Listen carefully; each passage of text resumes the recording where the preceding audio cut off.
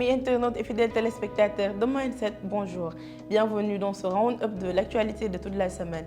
Commençons déjà à Kolda, profanation de tombe. Un jeune arrêté avec un crâne et des os non défunts. Après avoir interpellé 3 suspects en début de semaine, une 4e personne a été interpellée par le comité de surveillance dans l'après-midi du jeudi au cimetière de Doumassou, dans la commune de Kolda, apprend-on du quotidien Busby. Le jeune profanateur, âgé d'une 30aine d'années, a été surpris en train de déterrer des cadavres et de ramasser des os. Il a été également trouvé avec un crâne. Arrêté puis conduit à la police, il a été remis au commissaire de Kolda, Malik Dian, qui a ouvert une enquête. Procès Prodac, Ousmane Sonko condamné à 2 mois avec sursis, plus 200 millions de dommages et intérêts à verser à Mame Mbaye Niang. Le procès pour diffamation, injure et faux opposant Mame Mbaye Niang à Ousmane Sonko, leader du PASTEF, vient de s'achever ce jeudi 30 mars. Le juge a prononcé un verdict immédiatement après les plaidoyers des avocats de la partie civile et les réquisitions du procureur. Parlons également de la coalition Yewwi Askan Wi qui reporte sa marche du 3 avril après des échanges avec de hauts gradés des forces de défense et de sécurité. La marche nationale alors programmée pour le 3 avril par la coalition Yewwi Askan Wi a été reportée par la conférence des leaders. Dans un communiqué parvenu à Presse Afrique, la première force de l'opposition sénégalaise informe que, tenant compte des échanges des hauts gradés des forces de défense et de sécurité et de notre pays et aussi des résultats de large concertation, a décidé de reporter à une date ultérieure sa manifestation du 3 avril 2023 qui était prévue sur l'étendue du territoire. Parlons à présent de la Coupe d'Afrique des Nations. Le Sénégal bat le Mozambique et se qualifie pour la CAN 2023 avec un parcours exceptionnel ce mardi 28 mars 2023.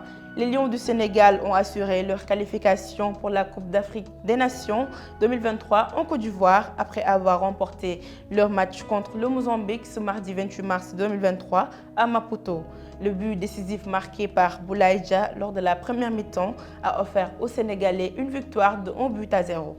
Rappelons aussi que le Sénégal avait battu cette même équipe lors du match aller le vendredi 24 mars 2023 avec une victoire de 4-0. À l'UGB, arrestation de l'étudiant Doudouley, la coordination des étudiants de Saint-Louis suspend toute activité.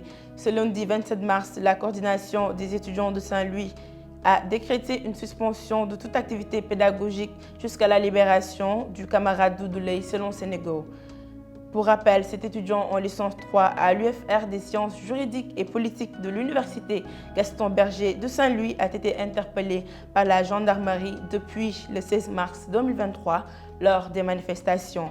Selon ses camarades étudiants, l'étudiant en question n'est nullement concerné par les événements et qu'avec son interpellation, la carrière pédagogique est drastiquement menacée. Elle indiquait par ailleurs que sa situation sanitaire ne lui permet pas de faire face aux conditions de détention.